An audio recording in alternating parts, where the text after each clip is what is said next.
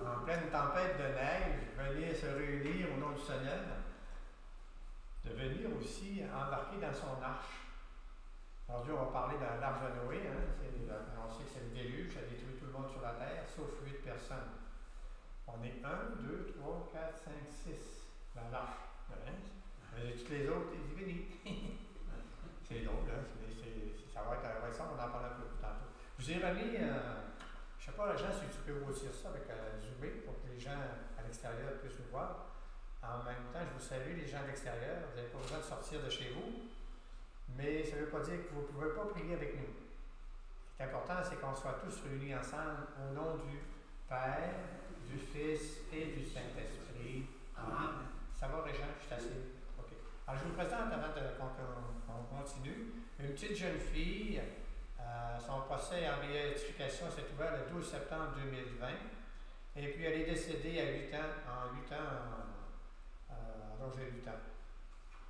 Dans une courte vie empruntée d'un amour extraordinaire pour le Christ. À l'âge de 2 ans et demi, elle offre déjà de petits sacrifices pour enlever des épines de la couronne de Jésus.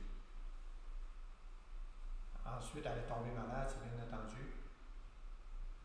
Elle disait à sa mère et à son père, « C'est que j'ai tellement envie de voir le bon Dieu, j'espère que je vais bientôt mourir. » On est des adultes, on a peur de la mort. Il y a une petite fille de 8 ans qui nous dit une affaire de même, ça nous appelle à la conversion. Ça veut dire qu'à l'intérieur de nous, il y a un enfant qui a la même joie que cette petite fille-là. Mais nous autres, notre enfant, on le protège avec des vieilles personnes. Hein? On ne la laisse pas aller, cette petite fille-là, ou cette jeune personne qui est à l'intérieur de nous autres, que Dieu aime. Alors, la maladie l'a saisie en 2008, bien entendu. Ça a été un cancer très virulent qui s'attaque aux os. Ça s'appelle Anne Gabriel. Encaisse avec courage la douleur et les effets secondaires de la chimiothérapie. Guidée par un prêtre, elle apprend à offrir ses souffrances. C'est tout qu'un cadeau, en tout cas, comme victime, elle s'est offerte au Seigneur. Alors, je vous donne son nom. Elle s'appelle Anne Gabriel. Vous pouvez la trouver sur Internet. Moi, c'est là que je l'ai pris. Alors, il m'en restait quelques-uns que j'ai distribués à mes frères et sœurs qui sont ici. Il m'en reste 2. Alors, ceux-là qui en veulent, peut-être le signifier aux responsables de la paroisse. On regardera pour en faire imprimer, ceux-là qui en désirent.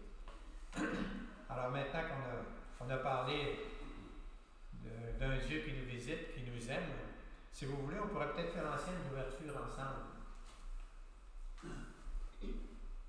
Dieu se tient dans sa sainte demeure. Dieu fait habiter les siens une année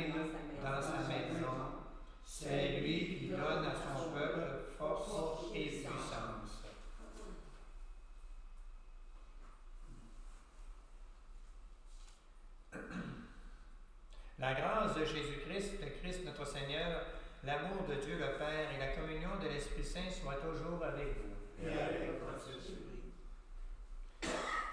On pourrait faire l'acte pénitentiel, je confesse à Dieu.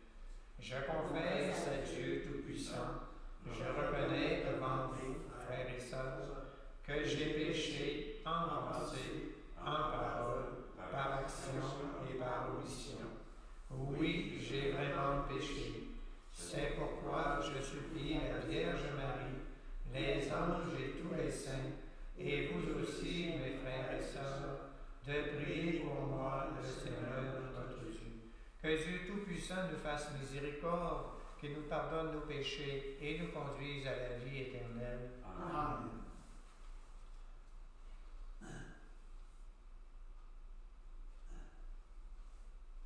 Prions.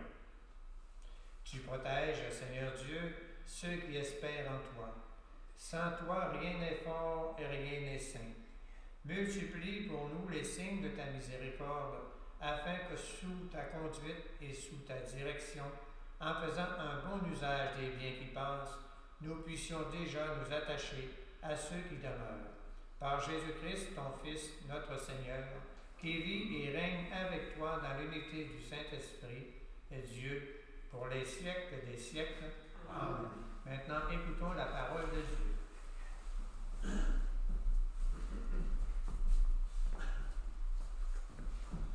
Lecture du livre de la Genèse. Le Seigneur dit que la méchanceté de l'humain était grande sur la terre et que toutes les pensées de son cœur se portaient uniquement vers le mal à longueur de journée. Le Seigneur se repentit d'avoir fait l'homme sur la terre.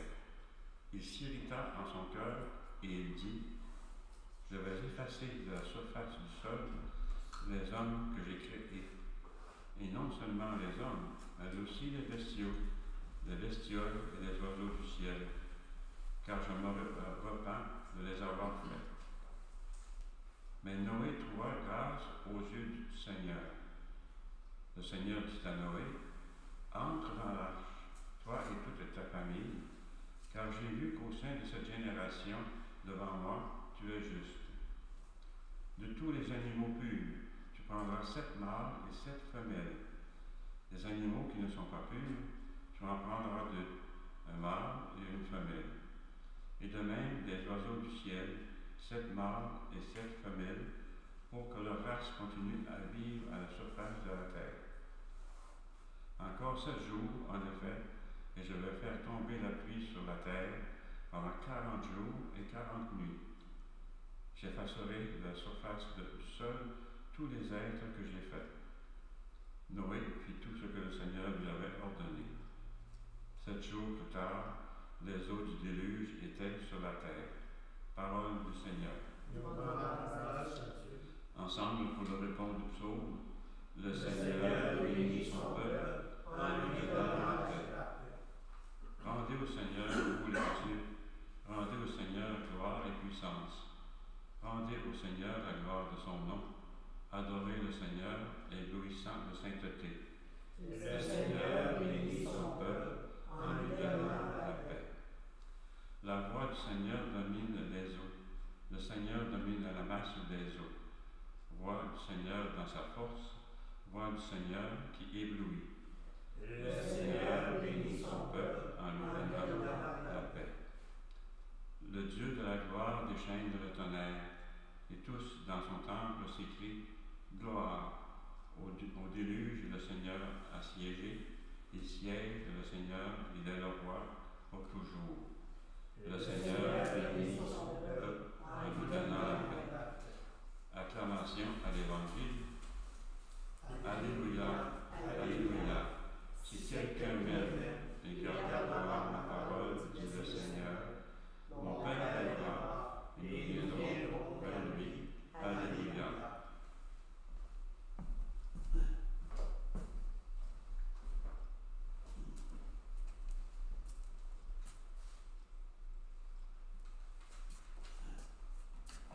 Le Seigneur soit avec vous. Et avec votre esprit. Évangile de Jésus-Christ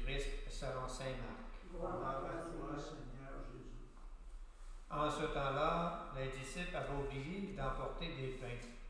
Ils n'avaient qu'un seul pain avec eux dans la barque. Or, Jésus leur faisait cette recommandation. Attention, prenez garde au levain des pharisiens et au levain d'Hérode. Mais ils discutaient entre eux sur ce manque de pain. Jésus s'en rend compte et leur dit, « Pourquoi discutez-vous sur ce manque de pain? Vous ne saisissez pas? Vous ne comprenez pas encore? Vous avez le cœur endurci? Vous avez des yeux et vous ne voyez pas? Vous avez des oreilles et vous n'entendez pas? Vous ne vous rappelez pas?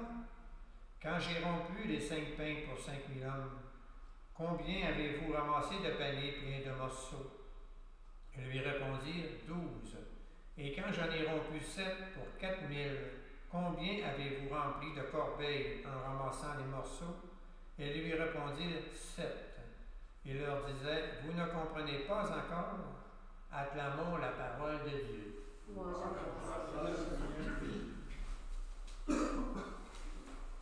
C'est pas drôle de dire ça, là, mais les apôtres ne sont pas vite. Si on avait été avec Jésus, est-ce que nous, on aurait été plus vite? Est-ce qu'on aurait compris un peu plus? Alors, qu'est-ce que Jésus veut nous dire dans l'Évangile? Attention, prenez garde au levain des pharisiens et au levain d'Hérode.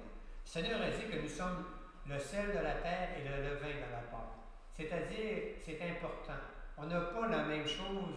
Il y a plusieurs sortes de levain. Moi, je ne suis pas un cuisinier. Madame, il y a plusieurs sortes de levain, non? Oui? J'aime ça du vin, oui. Bon, il y en a pour le pain, en tout cas, il y a toutes sortes de levain. Là. Ce que je veux vous dire, c'est que le levain que le Seigneur il parle de pharisiens, c'est le levain de l'orgueil, le levain de l'envie, le levain de la domination, de vouloir être les premiers en avant, de vouloir contrôler les autres par la force, par la peur. C'est ça, ce levain que Jésus est en train de parler ce matin. Quand on écoute la première parole que de Noé, on se souvient du déluge, hein, pour ceux qui n'ont jamais entendu parler, c'est que le Seigneur avait vu sur la terre une personne qui était juste. Une personne. Ils étaient 85 millions environ. Une personne était juste. Ce matin, on a 1, 2, 3, 4, 5, 6. 6 personnes qui sont justes. Ils s'essayent de marcher, ils s'ajustent à la volonté de Dieu. Ils essayent de comprendre qu'est-ce que Dieu veut. Qu'est-ce que Noé a fait? Il a obéi à la parole de Dieu. Il a bâti un arche dans quelques semaines, peut-être quelques mois. Ensuite, il a embarqué sa femme et ses enfants, puis ils étaient 8 total, puis des animaux, puis des oiseaux. Les seuls affaires qu'on peut embarquer dans l'arche, c'est les poissons. C'est pour ça que quand vous voyez une effigie avec un poisson, c'est que les chrétiens n'ont pas été détruits. Le symbole du poisson, c'est nous qui sommes des chrétiens. Alors le Seigneur, il a fait plusieurs alliances avec nous, avec les hommes sur la terre. Il l'a fait avec Moïse, il l'a fait avec Abraham, il l'a fait avec Noé, il l'a fait aussi avec David, il l'a fait une dernière avec Jésus. C'est notre dernière alliance. Puis Jésus a créé une arche, une nouvelle alliance, une nouvelle arche que vous puis moi, on fait partie, les baptisés. L'arche de l'alliance, c'est l'Église catholique. Elle est une, sainte, catholique et apostolique. C'est pas des bâtiments qu'on parle, c'est le corps mystique du Christ. C'est ça que Dieu vient nous dire ce matin. On fait partie, vous et moi, on est dans l'arche de Noé. Mais là, la nouvelle arche, c'est Jésus. Donc, on est dans cette nouvelle arche. Puis les gens pourraient dire peut-être, mais Agile, il y a beaucoup de scandales dans l'Église. Oui, il y a beaucoup de scandales dans l'Église, mais le scandale n'est pas causé par Dieu. Il est causé par le levain des pharisiens. Il y en a dans l'Église des pharisiens. Il y en a aussi dans l'Église des gens qui veulent tout conduire, veulent tout renier. Ils ne veulent pas être au service des uns et des autres. Ils ne veulent pas être à l'image de Jésus qui a choisi de servir. Ils veulent se faire servir. Ils ont développé, je dirais, une idolâtrie sur leur ministère. C'est étonnant à dire, hein? Mais les pharisiens, c'était ça. Et les autres, ils pensaient qu'ils avaient vu ces autres qui connaissaient la loi de Dieu. Qu'est-ce que Jésus veut nous dire sur la terre aujourd'hui? Aimez-vous les uns les autres comme je vous ai aimé. C'est-à-dire, on ne juge pas, on ne condamne pas, on et sœurs qui ont le besoin. On prie aussi pour nos dirigeants. Ainsi, nos dirigeants s'avancent un peu partout, on pourrait dire mondialement, hein, avec l'élection de M. Trump. Là. Si je vous posais des questions, M. Trump, il est qui pour vous? Alors, j'aurais probablement des commentaires qui ne seraient peut-être pas positifs. Ça veut dire pour moi, comme nous autres, avec notre petite boîte, là, avec notre petite expérience de vie, on dirait, ouais, ben moi, je ne ferais pas ça comme ça. Probablement qu'on ne ferait pas ça comme ça, moi non plus, mais c'est pas ça que Dieu vient nous montrer ce matin. Que fait Trump dans notre vie, à vous et moi? On est dans l'âge, n'oubliez pas, là. Puis Dieu a déjà donné une vision à un saint, hein, que le bateau de Dieu se faisait brasser, puis il y avait des grosses tempêtes. Puis tous ceux-là qui restaient dans le bateau, il n'y avait pas de problème, ils allaient être sauvés. Puis tous ceux-là qui s'achetaient en bas du bateau parce qu'ils avaient peur de mourir, ils sont effectivement morts. Alors c'est pour ça que je vous le dis, Dieu nous a choisis. Mais il y a des gens aussi que Dieu a choisis, qu'il les a appelés. Mais ils ont été trompés par l'esprit du monde. Des convoitises, des concupiscences, un désir du cœur. Ça réalisait à tout prix. C'est important d'avoir plein de choses. Ce que la parole nous dit ce matin, l'essentiel, c'est pas d'avoir plein de choses. C'est de faire la volonté de Dieu. Noé le fait, la volonté de Dieu. Vous le faites, vous, ce matin, en étant ici, réunis 2 ou 3 au nom du Seigneur, vous priez. Puis le Seigneur, il fait que vous portiez du fruit. Vous avez été appelés à porter dans le secret ces hommes qui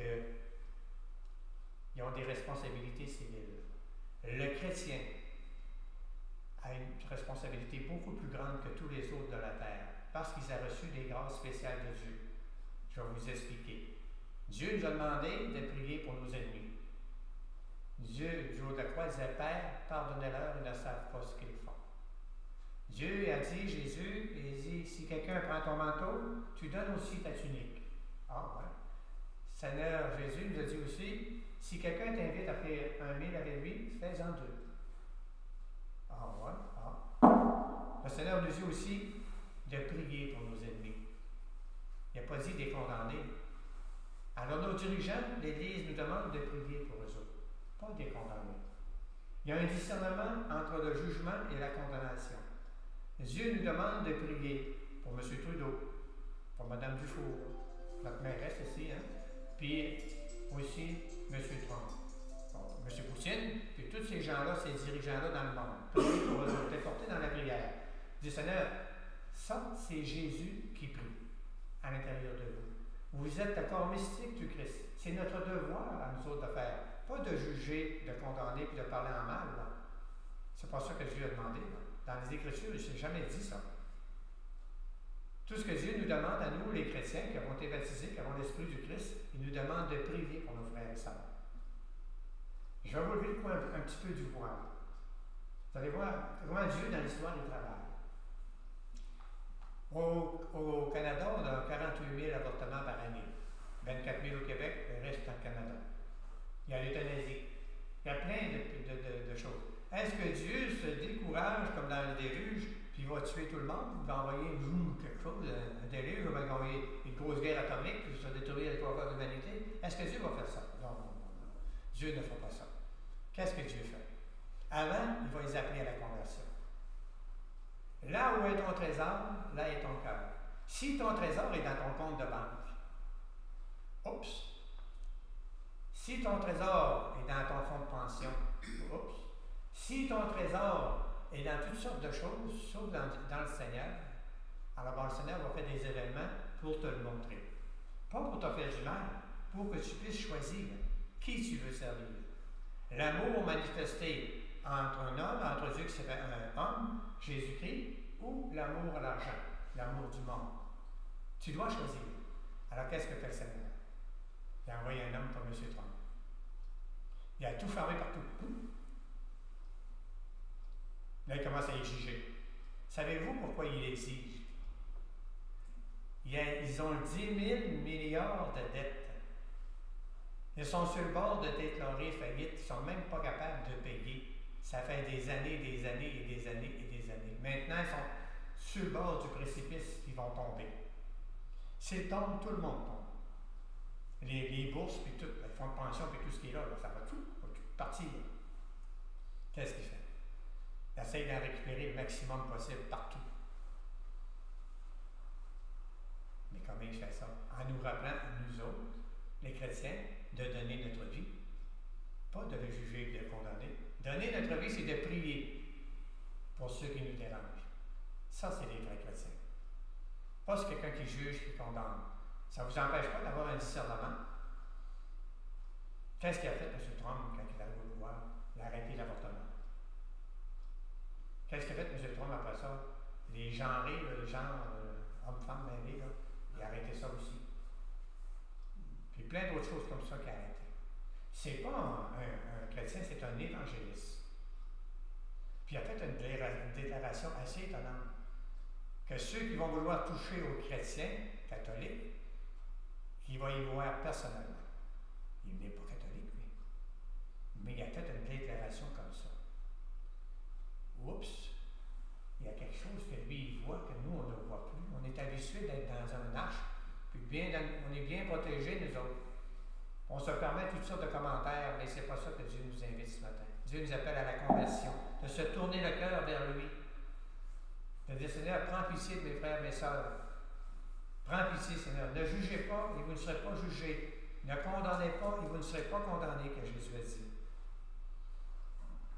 La méchanceté sur la terre, ça vient du péché originel.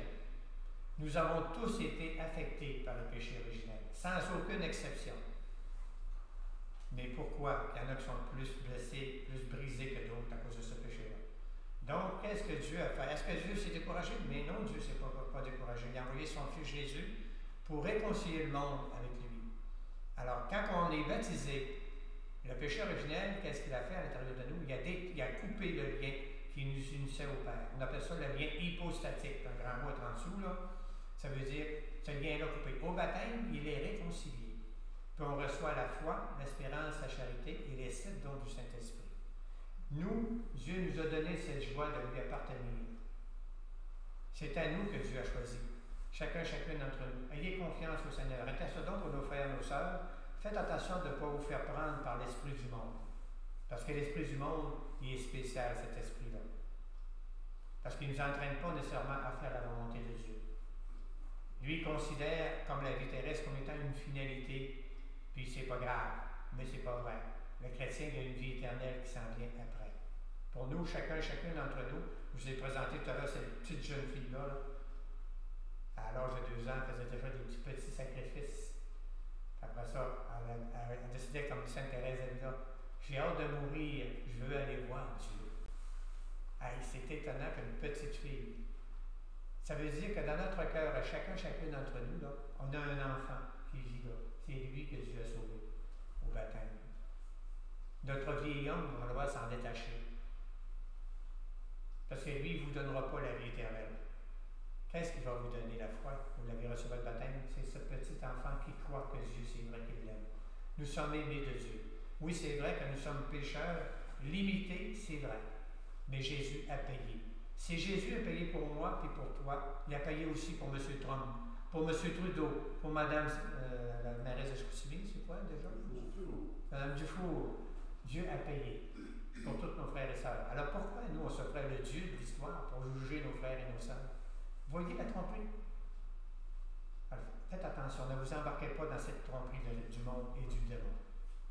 Prions pour nos frères et sœurs, restons dans l'unité de la foi, dans cette charité que Dieu nous a donnée à notre baptême. Ça vous va? Alors voilà maintenant, je vais me déplacer pour aller chercher le Seigneur, le déposer sur l'autel. C'est un bon moment, avant qu'on reçoive Jésus, dans ce silence-là, il y a une présence amoureuse qui nous écoute, qui ne juge pas, qui ne condamne pas, qui ne sait qu'aimer, prend sur lui tous nos péchés, toutes nos limites, puis en échange, il va nous donner le plus merveilleux des cadeaux, Jésus. Jésus, il nous aime. Laissez-vous aimer par lui. C'est cet amour qui transforme. Aimez vos ennemis, c'est cet amour qui les transforme. Parce qu'ils ne se sentent pas jugés, ils se sentent aimés. Quand ils voient une personne qui donne sa vie pour lui ou pour une personne, ça les dépasse. Parce que ce n'est pas accessible à l'humain, ça, de donner sa vie. Ce n'est qu'un cadeau que Dieu donne. On appelle ça des martyrs. Une petite fille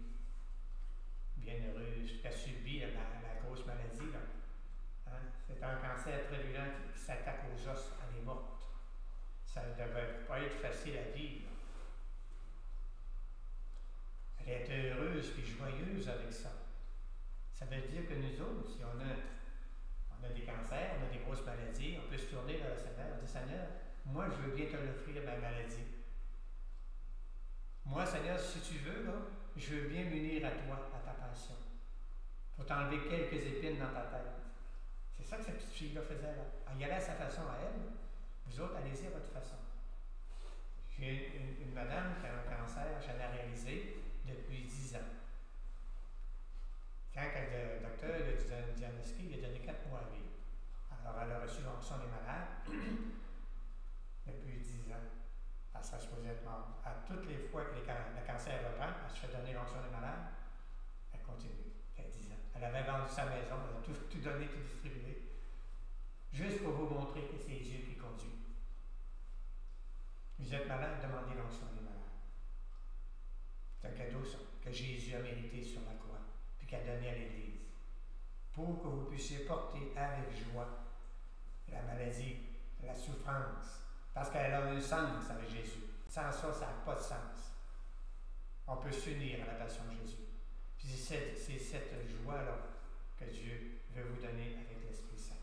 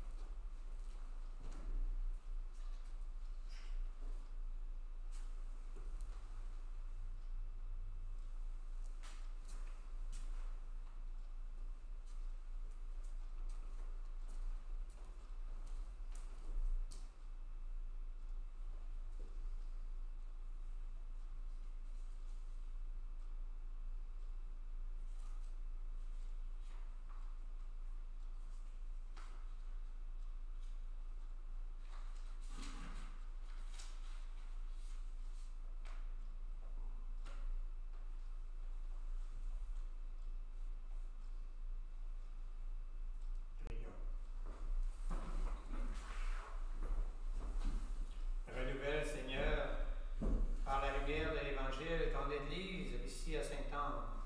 Resserre le lien de l'unité entre les fidèles et les pasteurs de ton peuple, en union avec notre pape François, notre évêque René, et l'ensemble des évêques, des prêtres et des diacres, pour qu'au milieu d'un monde déchiré par les divisions, le peuple qui t'appartient brille comme un signe prophétique de concorde et d'unité. Souviens-toi de nos frères et sœurs qui se sont endormis dans la paix du Christ.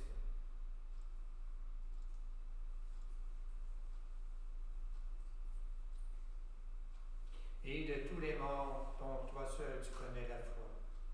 Accueille-les dans la joie et la clarté de ton visage et donne-leur par la résurrection la plénitude de la vie. Et lorsque prendra fin notre pèlerinage sur la terre, reçois-nous dans la demeure où nous vivrons près de toi pour toujours. Alors, avec la bienheureuse Vierge Marie, Mère de Dieu, les apôtres, les martyrs et tous les saints, nous pourrons te louer et te magnifier par ton Fils Jésus, le Christ, notre Seigneur. Unis dans le même esprit, nous pouvons dire avec confiance la prière que nous avons reçue du Sauveur. Notre Père, qui es aux cieux, que ton nom soit sanctifié, que ton règne vienne, que ta volonté soit faite sur la terre comme au ciel. Donne-nous aujourd'hui notre pain de ce jour. Pardonne-nous nos offenses, comme nous pardonnons aussi à ceux qui nous ont offensés.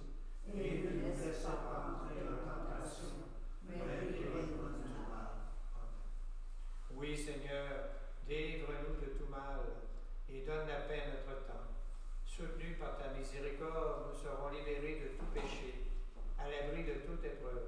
nous qui attendons que se réalise cette bienheureuse espérance, l'avènement de Jésus-Christ, notre Sauveur. Car à chaque fois qu'appartient le règne, la puissance et la gloire, pour les siècles des siècles. Seigneur Jésus-Christ, tu as dit à tes apôtres, je vous laisse la paix, je vous donne la paix. Ne regarde pas nos péchés, mais la foi de ton Église. Pour que ta volonté s'accomplisse, donne-lui toujours cette paix et conduis-la vers l'unité parfaite. Toi qui vis et règnes pour les siècles des siècles. Amen. Que la paix du Seigneur soit avec vous. Et avec votre esprit. Et bien entendu avec nos frères et sœurs qui sont sur Internet, qui reçoivent cette belle paix aussi qui appartient à Dieu.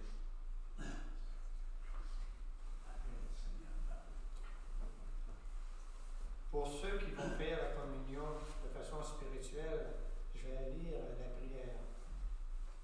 Seigneur Jésus, au moment de te recevoir spirituellement à ma résidence ou sacramentellement à mon Église, je veux te dire cette prière.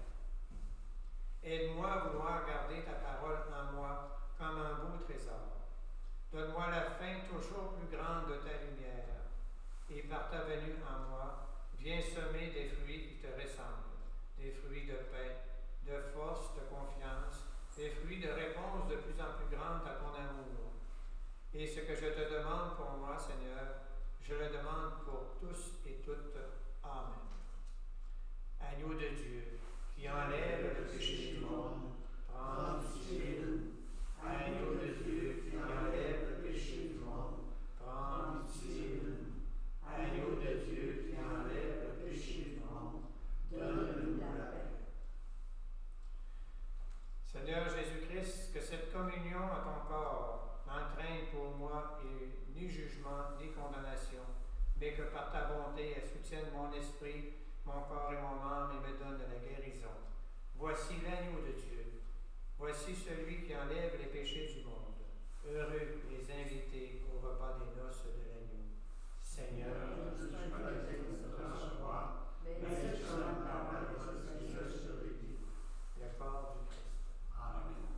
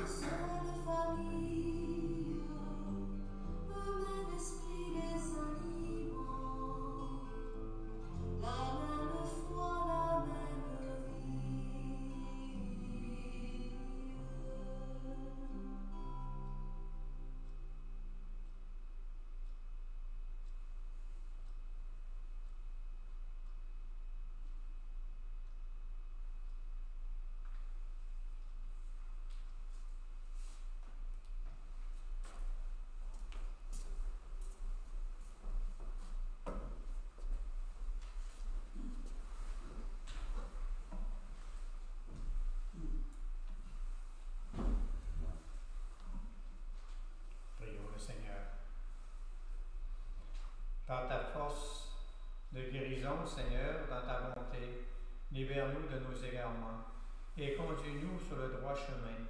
Par le Christ notre Seigneur. Amen.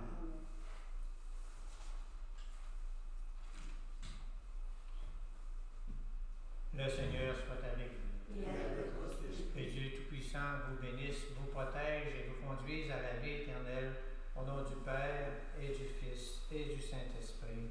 Amen. Allez dans la paix du Christ. Nous allons écouter un dernier chant qui va nous encourager à s'abandonner, comme cette petite jeune fille-là, à la volonté de Dieu. Cette jeune fille qui s'appelle déjà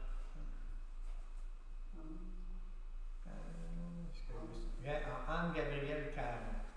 Alors, écoutons, on met avec elle, bien nous en communion avec elle.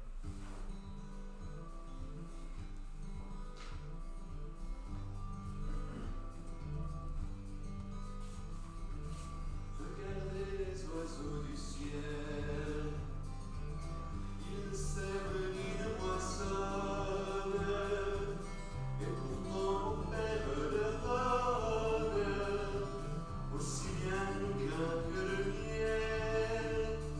Cherchez d'abord le royaume et la justice de Dieu. Cherchez d'abord le royaume, le reste vous sera donné.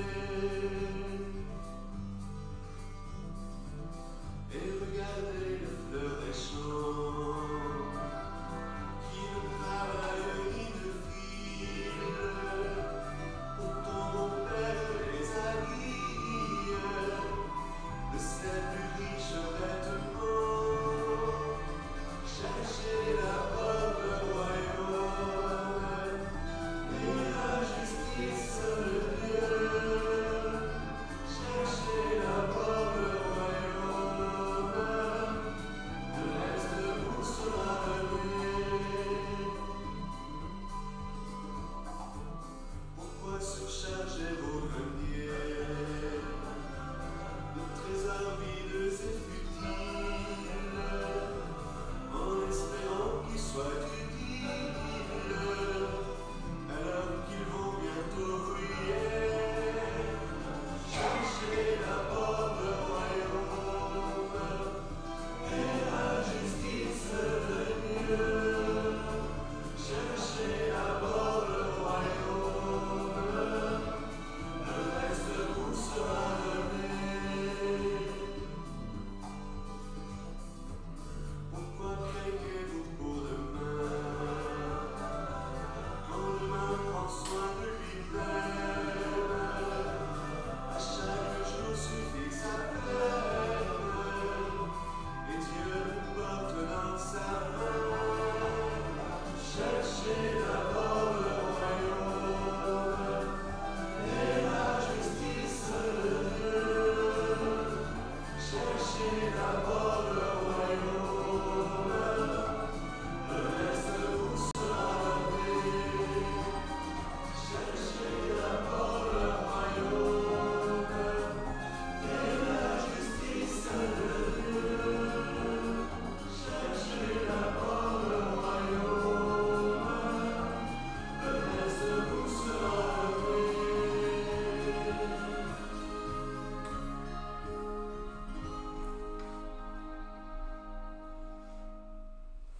Bonne journée. Et à vous aussi.